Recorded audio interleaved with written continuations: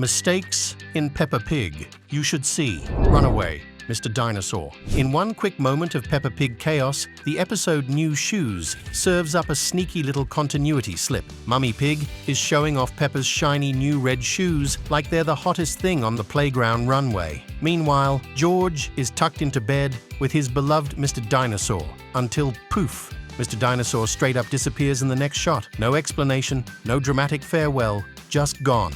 And then, like a total diva, he casually reappears later during the goodnight scene like nothing happened. Classic toy drama. This magical vanishing act happens in Season 1, Episode 19, which aired way back on June 21st, 2004. Yes, that early. The plot? Peppa loses her old shoes, so Mummy Pig hooks her up with a pair of flashy red ones. While everyone's fawning over the fabulous footwear, poor Mr. Dinosaur decides to pull a vanishing stunt that Houdini would be proud of. 1 second, he's snuggled up next to George, the next, he's off the grid. And then, ta-da! He's back, no questions asked. If you're keeping score, this dino escape falls between the episode's hiccups and the school fate, so you'll know exactly when to hit pause and play detective. And don't expect help from Google Play's episode summary. It's all about Peppa rocking her red shoes everywhere, even in the bath. No mention of the rogue plushie pulling a disappearing act. But hey, that's the charm of these little animation hiccups. They're not exactly mistakes, they're Easter eggs. Cheeky little nods that even in Peppa's perfectly pink world, toys have their own drama. So next time you revisit New Shoes, keep your eyes on George's bed. Mr. Dinosaur might just be plotting another secret mission. George is bipolar.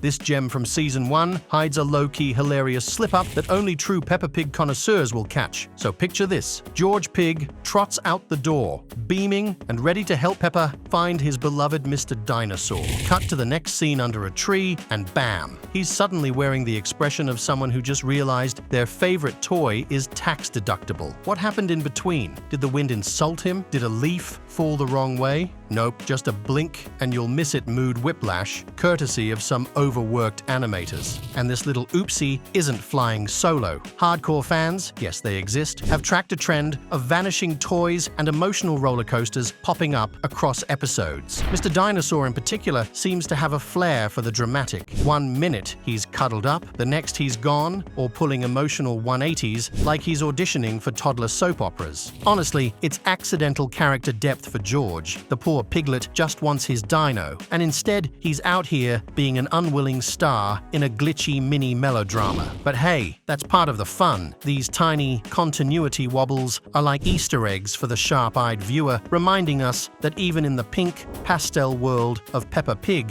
perfection takes a backseat to plot speed. So next time you're watching, keep your eyes sharp. George's unspoken tantrum is just waiting to be appreciated. George can't talk? Alright, let's have another little chat about George Pig and his very suspicious relationship with the English language. Because friends, something is not adding up here. This kid can barely squeak out a sentence. Most days, he's just a walking sound effect. And yet, out of nowhere, he belts out Dinosaur with the clarity and conviction of a Shakespearean actor doing science fiction.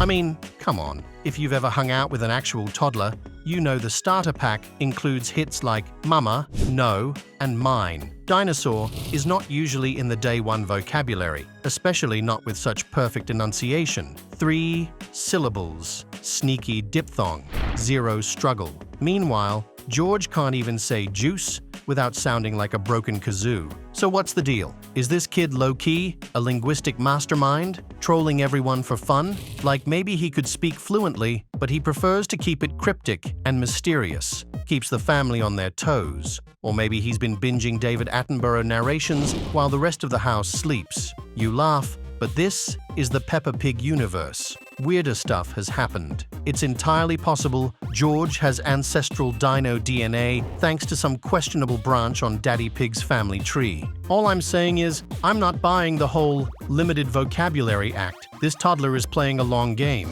and until someone wires that crib for sound and checks his Netflix history, I'm watching him with the same energy I'd give a suspiciously quiet toddler holding permanent markers. Something's up with George, and it smells like prehistoric mischief. Disappearing salad. Ah yes, Lunch, Season 1, Episode 34, where Peppa and George head to Granny and Grandpa Pig's place for a nice, wholesome family meal, and the animators accidentally toss continuity right out the window like yesterday's leftovers. Let's talk about George's plate. One moment, it's got 2 big, bold tomatoes and a fork sitting pretty beside them. But then, bam! George takes a bite of pizza, and suddenly, there's just 1 tomato left. The fork vanished. Poof, gone. Like it ghosted mid-meal without so much as a goodbye nibble. The official story says George doesn't want salad, and that includes the tomatoes. But the real mystery is what happened off-screen. Did 1 tomato just up and roll away? Did the fork tap out early for a break? Did they run off together to start a tomato fork TikTok cooking channel? Honestly, your guess is as good as mine. Apparently, tomato math is serious business in the Peppaverse. The likely culprit, those lightning-fast redraws and packed animation schedules, we get it. Sometimes, in the race to finish an episode, a vegetable gets left behind. So next time you're watching lunch, keep your eyes peeled like you're guarding your own plate. Because in Peppa Pig's world, one moment there's a salad, the next it's a veggie vanishing act. And George, he's just sitting there like nothing happened, probably wondering where the heck his fork went. Rebecca Rabbit's house. Rebecca Rabbit's family live underground in style. Forget everything you thought you knew about rabbit holes being cramped little dirt tunnels. Nope, these bunnies are basically living in the subterranean version of a luxury Airbnb. Walk into their so-called burrow, and suddenly you're in a place that could rival a Pottery Barn showroom. We're talking spacious living areas, actual furniture, a full kitchen, and enough room to host a surprise party for half the cast. Like, what exactly is going on down there? Are they running an underground bed and breakfast? Do they have floor heating? Is there a carrot-scented essential oil diffuser in the bathroom? And let's talk logistics. Who built this place? Did Daddy Rabbit just casually pick up construction skills in between shifts at the library and selling ice cream? Because someone clearly skipped the part of the Rabbit manual that says, burrow equals dirt plus darkness. So either the rabbits hit the veggie jackpot and hired an interior designer, or the animators took one look at a real rabbit hole and went, absolutely not. We're giving these rabbits a glow-up. Whatever the case, these aren't your average dig-in-the-dirt bunnies. This is rabbit royalty, underground opulence, burrow goals. And honestly, the rest of Peppa's crew is out here living in basic houses while the rabbits are sipping tea in their underground estate. Jealous? Just a little. Madame Gazelle is a vampire. In the Pumpkin Party episode, there's a blink and scream moment that absolutely nobody talks about enough. Madame Gazelle, straight up, doesn't show up in a mirror. Everyone's admiring their cute little jack-o'-lanterns, and Madame's just not there. One second she's twirling to spooky tunes, the next, her reflection is ghosting us. And listen, that's not a glitch. That's textbook Vampire 101. No reflection, no mortal status. She's either a vampire or she has a very, very shady past in visual effects. And let's not pretend this is the only red flag flapping in the full moon breeze. She's been teaching generations of pig family members, Mummy Pig, Daddy Pig, Peppa, and now George, all without aging a single wrinkle. The curriculum stays the same. The eyeliner, still flawless. She's been around longer than Peppa's plotlines and still looks like she just stepped out of a skincare commercial. And here's the real kicker. She never touches sunlight. Not once. Not ever. On bright days, she's either hiding under an umbrella, wrapped in giant sunglasses, or conveniently chilling in the shade like she's allergic to vitamin D. I mean, either she's terrified of sunburn, or she's been dodging UV rays since Nosferatu dropped.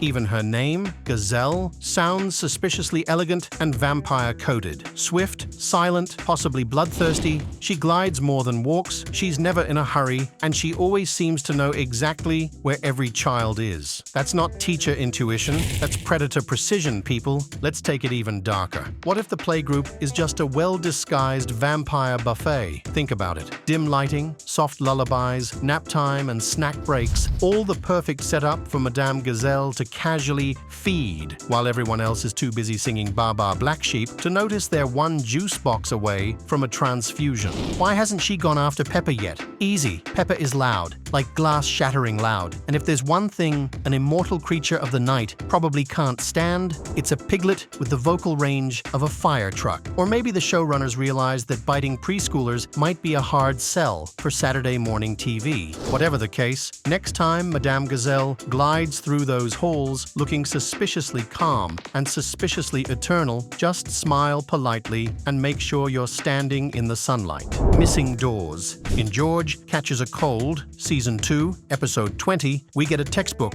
Peppa Pig oopsie, blink and you'll miss it, but once you spot it, you'll never unsee it. So, picture this. George is shivering, the family is scrambling to get him inside, and as they all rush through the front door, it's hanging wide open behind them. Seems normal, right? Gotta air out the house or something? But then, just a few beats later, boom, that same door is mysteriously shut. No sound, no swing, no one even near it. Just magically closed, like the house has a ghost butler. Let's be honest, this is peak Peppa continuity chaos. The door's vanishing act breaks the logic of the scene harder than George breaks into sneezes. It's almost like Peppa herself noticed, because her face in that moment says, did someone just teleport that door shut? Or are we not going to talk about this? It's a tiny glitch, sure, but it's the kind of thing that makes rewatching episodes weirdly rewarding. Like you're not just watching cartoon pigs live their pastel lives, you're playing Spot the Animation Whoopsie.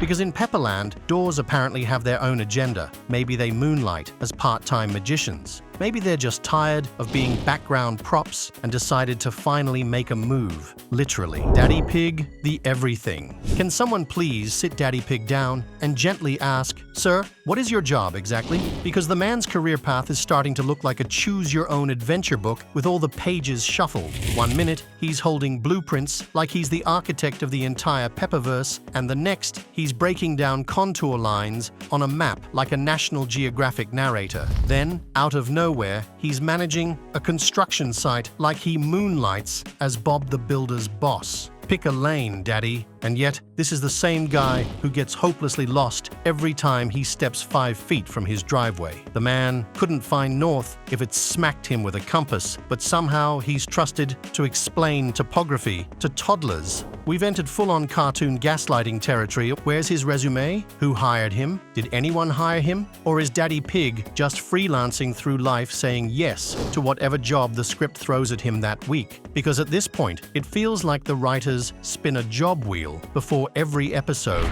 and just roll with whatever career he lands on. Architect, geographer, foreman, who knows? Maybe next week he'll be a brain surgeon or run a llama farm.